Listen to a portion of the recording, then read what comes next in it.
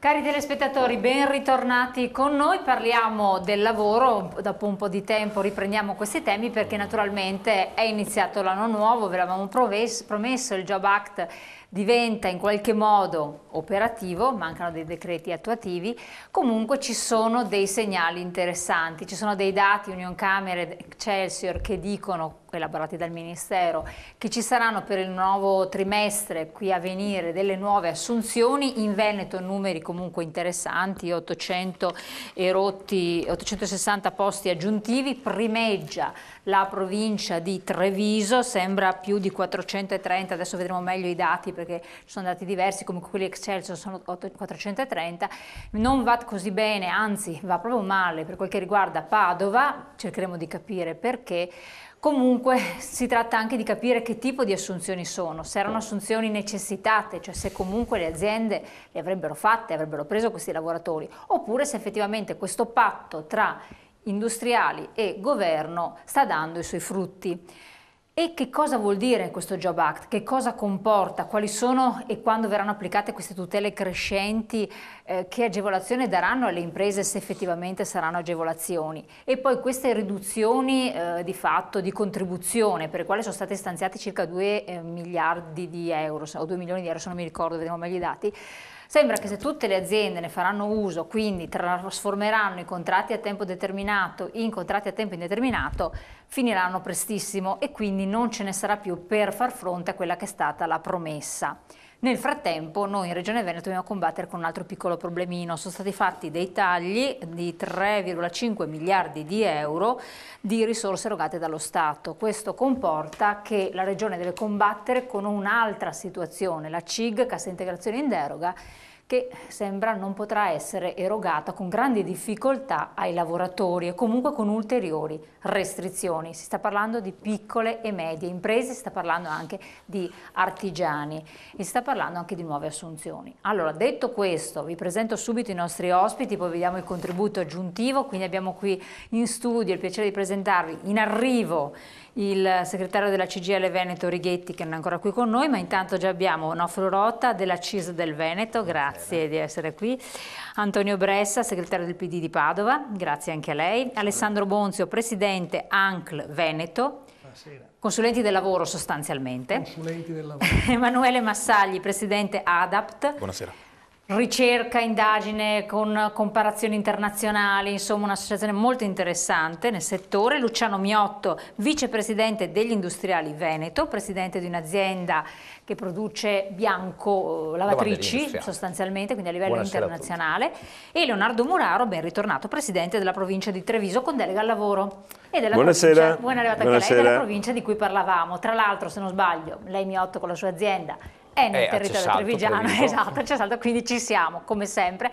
Poi Luigi Sposato, presidente di Eurointerim, che ci supporterà come imprenditore, ma anche perché questa volta invece è coinvolto in quanto è una società di lavoro così ex interinale, fornitura di servizi e lavoro. Buonasera a tutti. Grazie, che sono coinvolte perché sono al secondo posto per quanto riguarda il movimento del mercato del lavoro, quindi per loro qualcosa sta muovendo. Vediamo il primo contributo.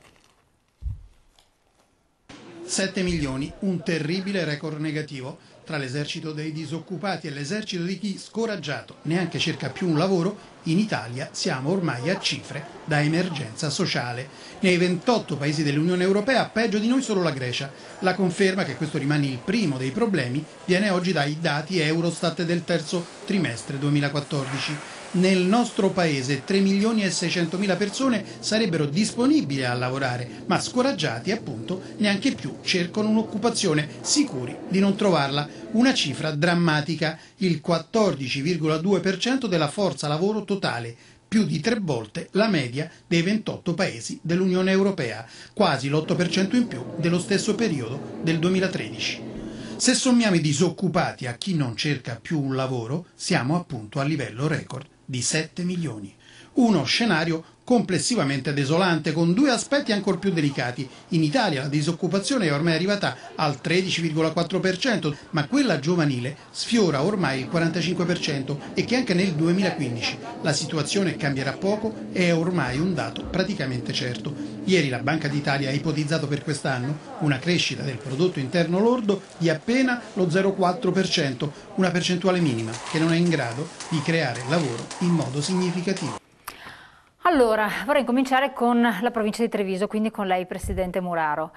Qual è la situazione effettiva? Ci sono numeri interessanti, Bella Cisla mi dice 1140 posti di lavoro, un saldo positivo nella provincia trevigiana, i dati Excelsior dicono 430, comunque sempre positivo a livello nazionale. Sono di saldi tra uscite ed entrate. Io devo dire che con i nostri centri per l'impiego e con i nostri corsi formativi dove monitoriamo anche le persone ridando formazione per i riserimenti lavorativi, è da settembre 2013 che abbiamo iniziato a vedere qualche piccolo punto di raggiungimento degli obiettivi, cose molto marginali che abbiamo poi però susseguito fino a dei dati abbastanza positivi verso settembre, dopo un anno, settembre 2014. Adesso abbiamo dei numeri un po' più significativi. Quindi questo è un trend che sta continuando? È un trend che sta continuando. Ovviamente era un trend anche aspettato perché in una situazione come Treviso, oltre 98.000 partite IVA fra piccole e medie imprese, fra un territorio che si è assestato con la crisi perdendo tantissime aziende, soprattutto nei settori importanti, qual è l'edilizia, che è quella che è un po' più sofferto, ma l'innovazione, la creatività i nostri imprenditori, non a caso siamo anche la provincia che ha il saldo di export fra i più positivi in assoluto anche a livello veneto, e non parlo nazionale perché ovviamente il confronto sarebbe anche facile. Questo ha significato però un lavoro molto puntuale per quanto attiene quelle che erano le politiche dei centri per l'impiego, l'accompagnamento al lavoro, e stiamo parlando non solamente di saldo in termini di persone normodotate. Stiamo parlando anche, e questo possiamo dire con una punta di orgoglio, dove anche per quanto attiene le persone diversamente abili che hanno delle problematiche, anche su questo primeggiamo a livello veneto per la politica che abbiamo iniziato. Adesso abbiamo grandi preoccupazioni. Questa riforma delle province sta mettendo in sofferenza tutto questo organismo che avevamo creato, di concetto di squadra. Proprio, esatto, cosa si prospetta? Tra l'altro perché lei è Presidente dell'UPI, per cui Unione delle Province... Si prospetta che lo Stato non ha confermato nelle 6 funzioni fondamentali entro il 31 dicembre 2014 le politiche del lavoro e della formazione professionale. Le politiche del lavoro le ha trasferite in un'agenzia federale, come la viene chiamata dal Premier Renzi, a Roma, con legge 56 di giugno 2014, però non ha fatto i decreti attuativi. Noi ci troviamo al 1 gennaio 2015 che le persone che fanno centri per l'impiego di fatto non sono più figlie di nessuno, noi non dovremmo neppure pagarle. Dovevano fare nella stabilità, nella milleproroghe, l'inserimento di decreti attuativi, non è stato fatto niente. Sono stati inseriti 60 milioni a livello nazionale per pagare i primi 2 mesi, gennaio e febbraio, stipendi di queste persone, ma non sappiamo come addivenire a questi 60 milioni ed è una confusione totale che noi cerchiamo di sollevare e cercando di dire al personale di continuare a lavorare così come sta lavorando. Ma le difficoltà sono enormi. Sulla formazione professionale l'altro campo è una delega regionale che dovrebbe essere riattribuita alle province oppure ritornare in capo alla regione, però anche su questa delega c'è un po' un silenzio assordante nel quale non riusciamo a capire come possono essere svolte per esempio di percorsi formativi di scuola d'obbligo, sto parlando, non solo percorsi formativi a pagamento o su fondo europeo, anche di scuola d'obbligo, e noi sappiamo che a febbraio-marzo noi dobbiamo aprire le preiscrizioni per l'anno scolastico 2015-2016 e questa è una preoccupazione che sicuramente non è solamente sotto l'aspetto istituzionale di rapporto con il personale dipendente, è il servizio che il mio timore emerge in maniera considerevole, il servizio che viene messo a repentaglio dopo degli anni dove abbiamo veramente cercato di utilizzare tutti i fondi, dei fondi europei, dei fondi regionali, dei fondi nazionali, con progetti innovativi per la riqualificazione del personale, per inserimento con accompagnamento del personale. Avete fatto dei bravi virtuosi e adesso li trovate. Io ricordo un progetto che secondo me ho poi ideato, un po' progettato 3 anni fa, che era Futuro a costo zero, nel momento massimo della crisi, dove davamo dei stagisti alle imprese che lo chiedevano, sollevandole però dagli aspetti sindacali e contributivi, nel senso, per i primi 6 mesi che l'azienda si portava appresso un giovane, pagavamo all'impresa gli aspetti previdenziali e assicurativi, sollevandoli tutti i problemi correlati al mondo sindacale perché erano collegati con noi in un accordo fatto con i sindacati. Se nei primi 6 mesi questi giovani, o anche dopo 2 o 3 mesi, avevano la funzionalità e l'interesse particolare di quell'attività lavorativa e venivano assunti a tempo indeterminato nell'azienda, l'azienda riceveva anche un premio per l'assunzione. Nel momento massimo della crisi, per cui stiamo parlando del 2010, 2011, 2012, fino a ancora adesso che per limitate economie dobbiamo investire un po' meno, ma sono riuscito a far assumere oltre 4.500 giovani in una provincia dove la disoccupazione giovanile non è il 45%, è sul 22-23%, la metà di quella nazionale. Presidente. Questo non significa però rallentare la presa, perché credo noi dovremmo arrivare a quella fisiologica che avevamo prima del 2008, che era 3% quella complessiva e i giovani sul 7-8%. Presidente, 2 domande veloci. Un altro esempio del perché la provincia di Treviso, in base a questi dati, tra virgolette, primeggia. E poi è vero che per quanto riguarda il personale della provincia, quello più appetibile nei confronti del comune è la polizia provinciale? No, dunque i risultati della provincia di Treviso credo che siano correlati a una storicità anche, soprattutto nel lavoro.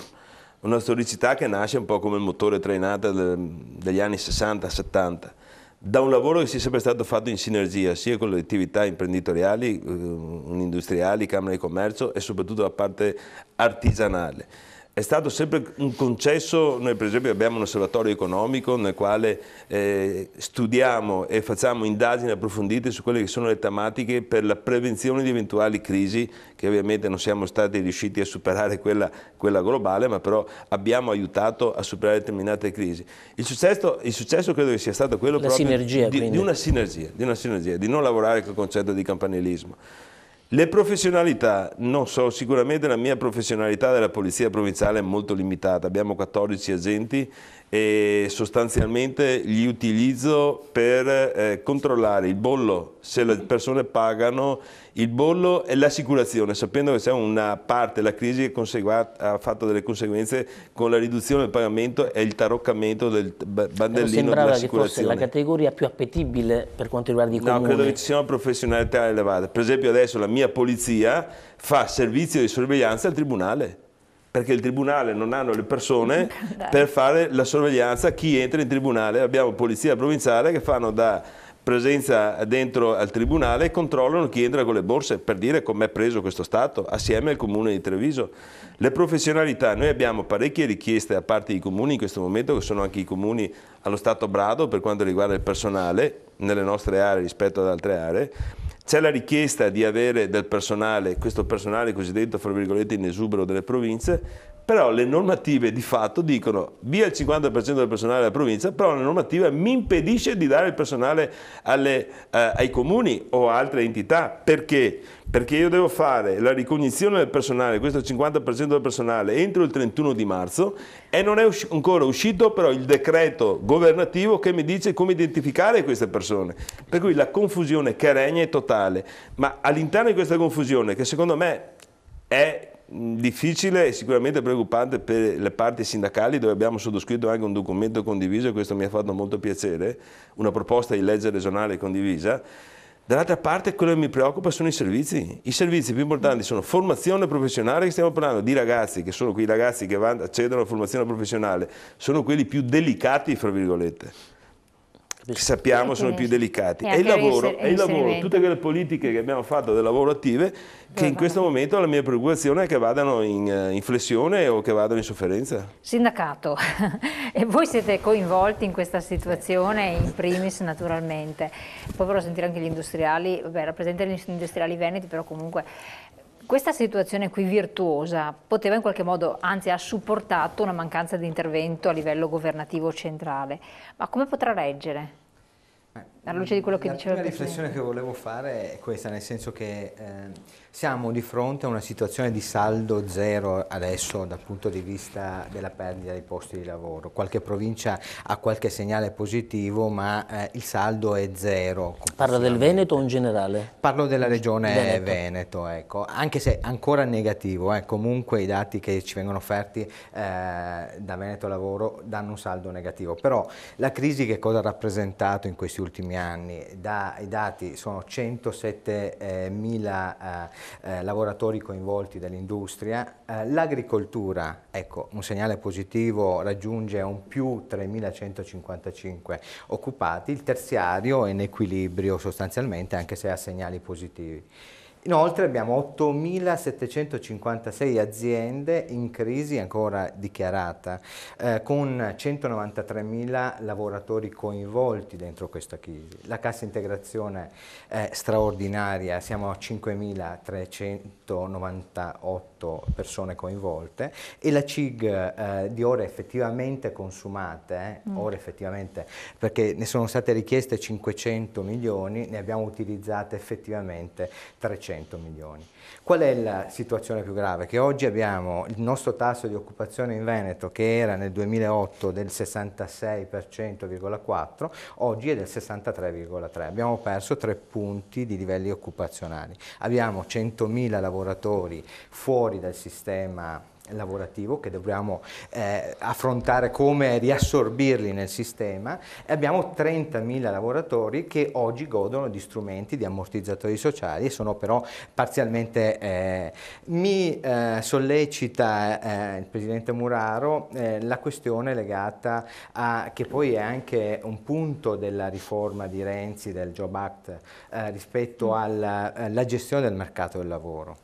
Oggi è centrale per affrontare, per interpretare e per rilanciare i livelli occupazionali, nel senso che i lavoratori espulsi devono trovare un'adeguata formazione, anche intercettandole sulle professioni emergenti, che ci sono professioni emergenti. Ecco, e in che maniera la riforma di Renzi in particolare valorizza un la riforma di Renzi, affronta la questione sull'Agenzia per l'Occupazione.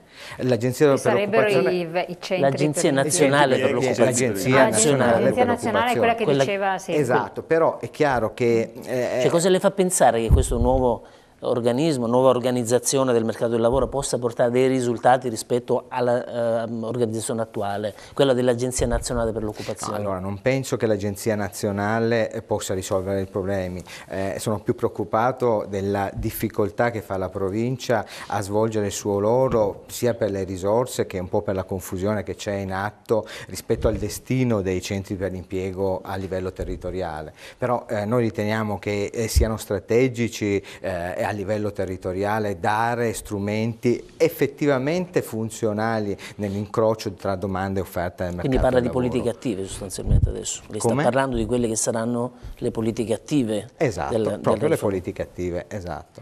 E io tra l'altro faccio soltanto un esempio. Parlavo ultimamente proprio, abbiamo sottoscritto un po' di un anno fa precisamente un contratto integrativo aziendale, no? E si parlava delle questioni delle tutele crescenti. Abbiamo sottoscritto un contratto nell'azienda AIA di Verona. Ha coinvolto, l'azienda AIA occupa circa 5.000 dipendenti coinvolti nella propria produzione. Queste flessibilità che abbiamo previsto ancora prima del Job Act hanno dato la possibilità di far entrare in azienda quasi 1.000 lavoratori, quanto la Fiat di Melfi, ecco. E inoltre abbiamo stabilizzato con contratti a tempo indeterminato circa 400 lavoratori. E quindi cosa vuol dire con questo? No, allora, quello che aggiungo sul Job Act, nel senso che è uno strumento che sicuramente fornisce alcune indicazioni, ma specie per la mia organizzazione, per la CISD, lo strumento principale rimane la contrattazione e il confronto nelle aziende, nel senso che io gli accordi di prossimità, per intendere. Esatto, i contratti di prossimità. Noi dobbiamo misurarci nelle aziende, verificare quali sono le difficoltà, trovare gli strumenti di flessibilità, quindi lei dice che la riforma Renzi porterà, agevolerà, è l'intenzione di agevolare i contratti di prossimità, questo le sta dicendo? Questo è, diciamo, la sfida maggiore è questa, spostare l'attenzione di un livello di confronto con gli industriali, le organizzazioni sindacali sul territorio, sull'azienda, intercettare e verificare quali sono i bisogni delle aziende e interpretarli anche dal punto di vista delle forze occupate all'interno dell'azienda. Vediamo se sono d'accordo gli industriali da questo punto di vista. Mimesa e la sua azienda, qui lei è presidente. Io vorrei che lei dopo la pubblicità ci raccontasse la vicenda della sua azienda e anche un po' un attimo di situazione che sta affrontando, il mercato, e poi il primo passo che lei ha fatto, è comparso anche sui giornali insieme ad altre aziende, motivato da cosa, per capire se siamo in linea di pensiero, anche se penso che Sposato non sia così favorevole a questa agenzia centrale. Sì, non si sa cosa verrà partorito più che martellata sui altro, piedi della propria società. Quando lo Stato ha preso le cose ha fatto danni. Anche perché ci ricordiamo i vecchi uffici di collocamento, non vorrei fosse la fotocopia di vecchi uffici di collocamento, memory di una volta. In quel caso sarebbe un dramma. Vedo che in quel caso sarebbe un dramma. Distruggendo. Pubblicità, pochi secondi.